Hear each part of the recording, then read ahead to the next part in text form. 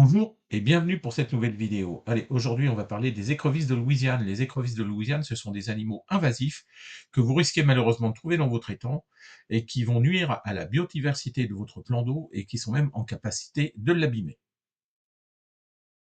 Les écrevisses de Louisiane qui ont été introduites en Europe au XXe siècle à des fins commerciales, parce que ce sont des animaux qui grandissent très vite. Il faut savoir qu'elles peuvent mesurer entre 10 et 12 centimètres à l'âge adulte et peuvent atteindre 50 grammes en seulement 3 mois. Elles sont reconnaissables, ces écrevisses, à leur corps rouge. Ces écrevisses, elles ont une capacité incroyable à survivre dans des conditions extrêmes, telles que des sécheresses ou des eaux stagnantes, ce qui leur permet de coloniser divers habitats, y compris les zones souterraines et les marais. L'invasion des écrevisses de Louisiane pose de sérieux problèmes écologiques. Ces crustacés sont connus pour leur capacité à creuser des tunnels qui peuvent endommager les berges de votre plan d'eau. Là, vous voyez à l'écran des trous qui ont été creusés par ces écrevisses.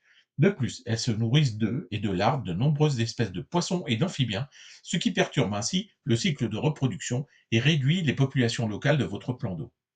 Leur présence en grand nombre peut également entraîner une compétition pour les ressources alimentaires pour les espèces locales, ce qui mettra en péril la biodiversité. Et parallèlement, elles communiquent à nos écrevisses indigènes une maladie connue sous le nom de peste des écrevisses. C'est une mycose aiguë qui est quasiment mortelle à 100%. Quelles mesures de régulation adopter face à cette invasion? Certains ont introduit des poissons tels que le black bass pour tenter de venir à bout de cet animal. Malheureusement, j'y crois peu, à titre personnel, car le black bass non seulement consommera des écrevisses rouges, mais consommera aussi, si pour peu qu'il le fasse, des écrevisses autochtones. Ensuite, il reste la solution de la pêche.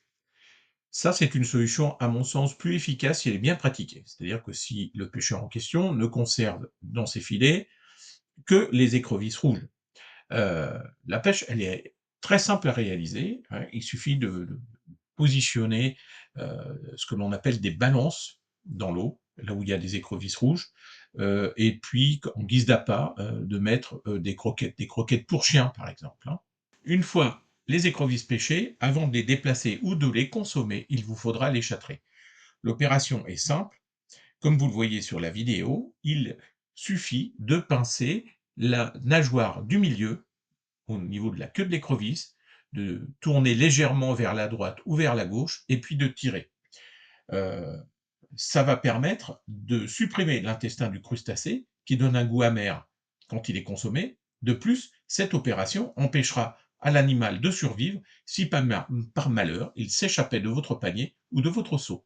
Ensuite, bah, vous n'avez plus qu'à les cuisiner pour pouvoir les consommer, hein. Pour cela, bah, rien de plus simple, hein. Un court bouillon, par exemple, conviendra parfaitement, un petit peu comme on fait avec les langoustines. Et à titre personnel, je préfère manger des écrevisses que des langoustines. Bon, allez, je vous laisse sur ces images de langoustines en train de cuire, sans oublier de vous inviter à vous abonner à ma chaîne YouTube si mes vidéos vous intéressent. Laissez un pouce vers le haut aussi, hein. Vous pouvez aussi visiter mon site internet www.mon-étang.fr et ma page et mon groupe Facebook Un étang, une passion. À bientôt!